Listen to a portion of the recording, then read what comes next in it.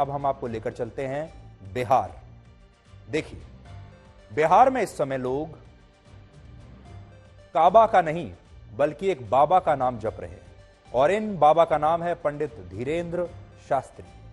बागेश्वर धाम के पंडित धीरेंद्र शास्त्री इस समय पटना में 5 दिन की हनुमान कथा का आयोजन कर रहे हैं, और इस कथा में प्रतिदिन 10,000, 50,000 या फिर 1 लाख लोग शामिल नहीं हो रहे, बल्कि इसमें हर दिन 10 लाख लोग शामिल हो रहे हैं। 10 लाख।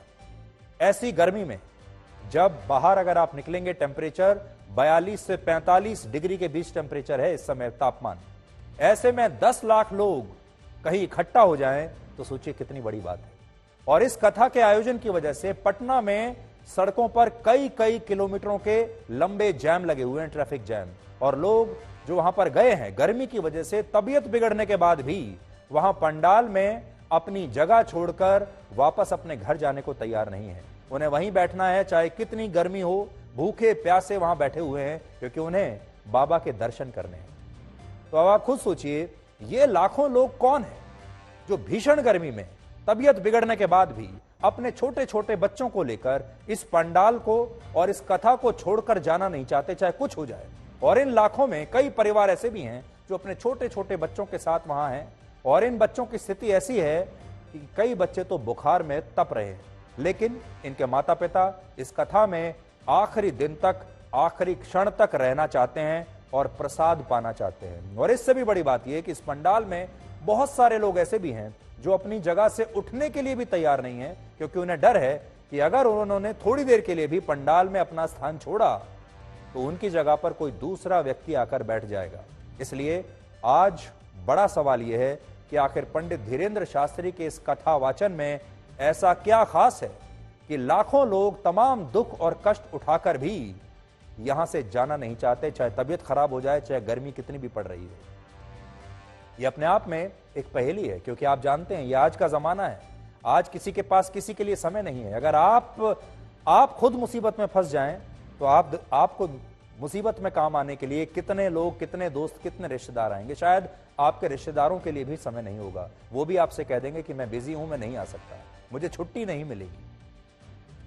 आज का वो टाइम है जब नेताओं को देखने के लिए कभी इतनी भीड़ नहीं आती, अभिनेताओं को देखने के लिए सिनेमा घर में इतनी भीड़ नहीं आती, तो फिर इस बाबा को देखने के लिए लोग कैसे पहुंच रहे हैं। और यही एक बाबा नहीं, मैं सबकी बात कर रहा हूं, धर्म गुरुओं के दरबारों में आजकल लाखों की भीड़ लगती है। तो असल में ये वही लोग हैं जिन्हें लोकतंत्र में नेताओं की कृपा नसीब नहीं हुई। ये वही लोग हैं जो किलोमीटरों तक चलकर सूखे कुएं में नीचे उतरकर पानी की तलाश कर रहे थे। ये वही लोग हैं, ध्यान से देखिएगा आप।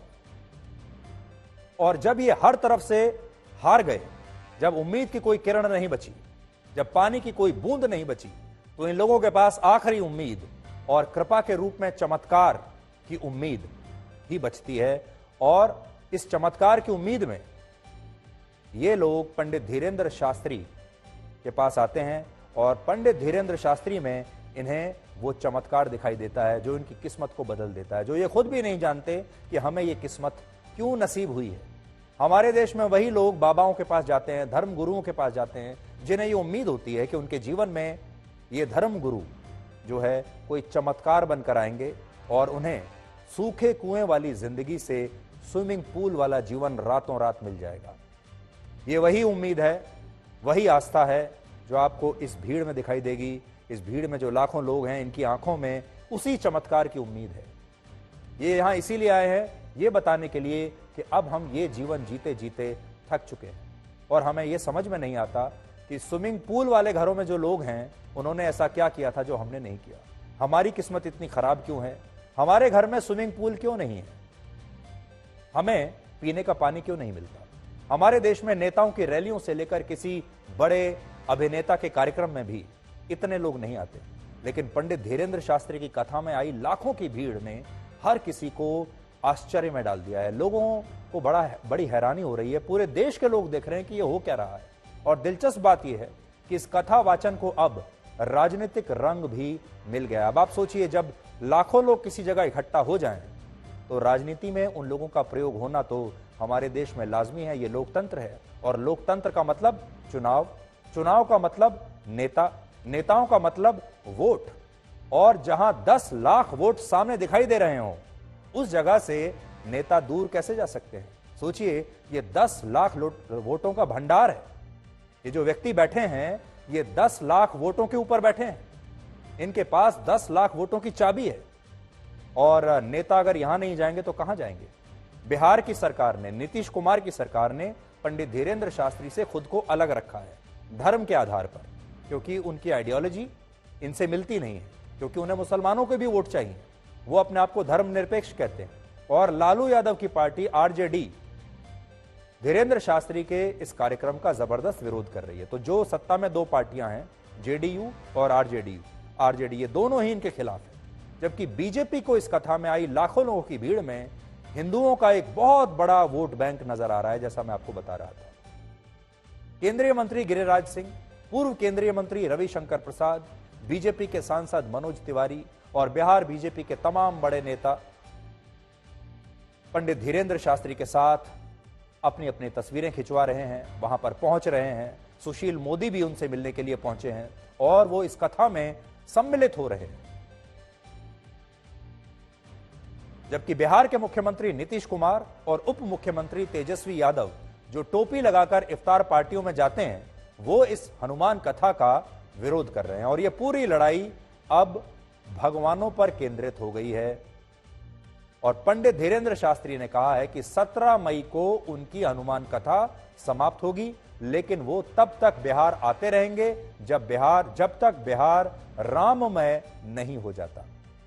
लेकिन लालू यादव के पुत्र और बिहार सरकार में मंत्री तेज प्रताप यादव ने कहा है कि बिहार में राम राज नहीं बल्कि भगवान श्री कृष्ण का राज है। और तेज प्रताप यादव ने पंडित धीरेंद्र शास्त्री का विरोध करने के लिए एक अलग संघ बना दिया है, जिसका नाम उन्होंने धर्मनिरपेक्ष स्वयंसेवक संघ रखा है।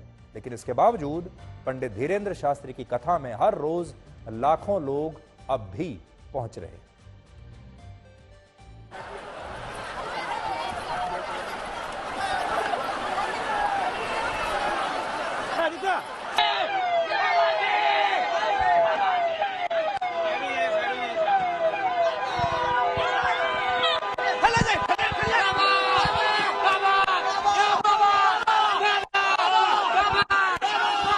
उत्साह है मन में। बागेश्वर धाम बाबे की गाड़ी है, बाबे को देखने के लिए चढ़े हुए हैं। एक झलक मिल जाए। मैं सुबह से आके वेट कर रही हूँ, लेकिन एक दर्शन नहीं मिला उनका। इतना लाखों लोग आए हैं उनसे मिलने के लिए, उनका दर्शन एक बार बस मिल जाए तो मतलब समझिए तर गए, जीवन धन्य हो गया। बाबा के दर्शन देख करके चले जाएंगे। नहीं, हम लोग यहाँ दर्शन के लिए आए हैं, कथा हम लोग घर से ही सुनेंगे। मेरे पागलों, बिहार के पागलों, एक बात याद रखना, तुम्हारी जिंदगी में अगर संकट है तो हमारे बागेश्वर बालाजी संकट मोचन है। हमारे पास है वाईफाई, फिर बाद में कहो गुरुजी हमारी पोल खुल गई नेशनल चैनल पे ठटरी के बरे न कटा। इसीलिए पूछना वही जो तुम सुन पाओ।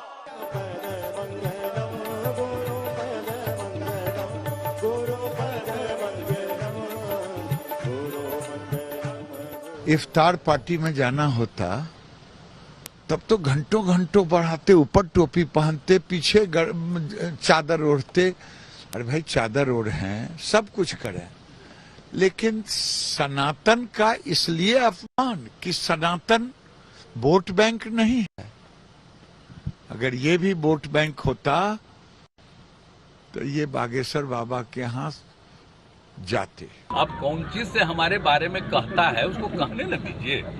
मेरे खिलाफ अंड बंड कोई बोलता है तो उसको फायदा होता है, कम से कम उसको पटिया में कुछ इज्जत मिलेगा। सर, बाबा के समर्थक कह रहे हैं कि कार्यक्रम में सहायता नहीं किया गया मिलेगा तो सबको कुछ मिलेगा, पार्टी में फायदा, तो मेरे पार्टी के नेतृत्व का फायदा मिलेगा। इसे जो मन करे बोले, हम तो ध्यान में नहीं देते। बिहार में कृष्ण राज है, महागठबंधन की राज है। भगवान श्री कृष्ण 16 कलाओं से पूर्ण थे, राम जी 14 ही कला में थे। तो पंडित धीरेंद्र शास्त्री के दरबार में इतनी भीड़ का मतलब क्या है, आज हम इसी का विश्लेषण कर रहे हैं। यह भी असल में हमारे लोकतंत्र पर, हमारे देश के हालात पर एक टिप्पणी है। हमारे देश में ऐसा क्यों हो रहा है? और मैं ये नहीं कह रहा कि लोगों को नहीं जाना चाहिए, इस पर हमारी कोई टिप्पणी नहीं है। अगर किसी की आस्था है तो ज़रूर जाना चाहिए। अगर आपको पंडित धीरेंद्र शास्त्री अच्छे लगते हैं, आपको लगता है कि वो आपके जीवन में कुछ बदलाव ला सकते हैं, तो क्यों नहीं जाना चाहिए। अगर आपने अपना इतना लंबा समय नेताओं के चक्कर में बर्बाद कर दिया अपना जीवन, हर 5 साल में आप वर्षों से वोट देते आ रहे हैं, तो फिर पंडित धीरेंद्र शास्त्री पर अंधविश्वास अगर आपको है तो उसमें क्या बुराई है। लेकिन जरा सोचिए, ये सारे जो लोग हैं इतने कष्ट उठाकर यहां बैठे हैं, इसका मतलब ये है कि ये लोग जो हैं चारों तरफ से नाउम्मीद हो चुके हैं। अब इन्हें अपने जीवन को लेकर किसी से कोई उम्मीद नहीं है। दूसरी बात, ये निराशा से चारों तरफ से घिरे हुए हैं। ये सारे वो लोग हैं जो निराश हैं, ये चमत्कार की उम्मीद कर रहे हैं। और जब वो इस दरबार में आते हैं, ये दरबार एक लॉटरी की तरह है। अब आप देखिए, लॉटरी जब आप खरीदते हैं तो सबको पता होता है कि मुश्किल से 1% क्या, 1% का आधा % भी लोग ऐसे नहीं हैं जिनकी लॉटरी निकले। लेकिन फिर भी लाखों लोग लॉटरी खरीदते हैं, क्योंकि उम्मीद सबको रहती है। और चाहे उस लाखों लोगों में से एक ही व्यक्ति की लॉटरी निकलती है, फिर भी लाखों लोग अपना पैसा लगाते हैं और लॉटरी खरीदते हैं। इसलिए उसमें 2 चीज छुपी होती हैं लॉटरी में, एक उम्मीद छुपी होती है और दूसरा चमत्कार। उम्मीद इस बात की कि शायद मेरा नंबर लग जाए, और उम्मीद इस बात की कि शायद कोई चमत्कार हो जाए। धीरेंद्र शास्त्री के दरबार में भी यही होता है। लाखों लोगों की भीड़ है, वो किसी को भी सामने बुला लेते हैं और फिर उसकी पर्ची निकालते हैं और फिर उसको बताते हैं कि उसकी क्या समस्या है। हर व्यक्ति किसी न किसी समस्या से संघर्ष कर रहा है, अपने जीवन में संघर्ष कर रहा है, दुख है, और फिर वो उसको बताते हैं कि तुम्हारा ये दुख है और उसका ये समाधान है, और हमने तुम्हारे लिए प्रार्थना की है, अब तुम्हारा जीवन ठीक हो जाएगा। और वो जो व्यक्ति निराश होकर यहां आया होता है, वो उम्मीद से भर जाता है और वापस अपने उसी गांव में जाता है और फिर खुशी खुशी उसी सूखे हुए कुएं में नीचे उतरता है और फिर वहीं से 1 लोटा पानी लेकर खुश रहता है, इस उम्मीद में कि अब मैं आशीर्वाद लेकर आया हूं और एक ना एक दिन मेरा जीवन ठीक हो जाएगा, एक ना एक दिन मैं भी स्विमिंग पूल वाले बंगले में रहने लगूंगा। तो ये वो लोग हैं जिनके सारे दरवाजे बंद हो गए हैं। ये वो लोग हैं जिनसे प्यार से 2 शब्द कोई नहीं कहता। अगर ये थाने में जाते हैं, कोई जाने नहीं देता। अगर किसी सरकारी अफसर से बात करने के लिए जाते हैं, सरकारी अफसर ठीक से बात नहीं करता, बदतमीजी करता है। और जब ये सारे लोग जिनका कोई महत्व नहीं है समाज में, उन्हें ऐसा लगता है, जब ये यहां कथा सुनते हैं, इस कथा में क्या है? ये कथा है जीत की, ये कथा है विजय की, ये कथा है संघर्ष की। और ये कथा होती है जिसमें वो बताते हैं कि कैसे आपका जो जीवन है, कथा में संघर्षमय जीवन है और आखिर में विजय आपकी होगी और आखिर में एक दिन सब कुछ ठीक हो जाएगा। और इसीलिए जो लाखों लोग हैं, जो उम्मीद की तलाश में इस तरह दरबार में आते हैं। और पंडित धीरेंद्र शास्त्री जैसे जो बाकी के जो लोग हैं, और मैं ये नहीं कह रहा एक ही धर्म के लोग हैं, अलग अलग धर्मों में इस तरह के धर्मगुरु हैं जो लोगों को बुलाते हैं, उन्हें उम्मीद बंधाते हैं और उन्हें बताते हैं कि चिंता मत करो, सब ठीक हो जाएगा। ये जो एक शब्द है, चिंता मत करो सब ठीक हो जाएगा, ये सुनने के लिए लोग हजारों किलोमीटर दूर तक आ जाते हैं। और आपने देखा होगा, आपके भी घर में जो बड़े बूढ़े होते हैं, वो भी अक्सर, उनके पास आपको देने के लिए कोई, वो आपके लिए कुछ नहीं कर सकते, उनके पास कोई शक्ति नहीं है। लेकिन जब आप अपनी समस्या उनसे कहते हैं तो वो ये कहते हैं, आपकी माँ भी यही कहती होगी, पिता या जो घर में जो बुजुर्ग होते हैं, चिंता मत करो सब ठीक हो जाएगा। और जैसे ही आप ये सुनते हैं, आप खुश हो जाते हैं, आपकी आधी चिंता तो वहीं समाप्त हो जाती है।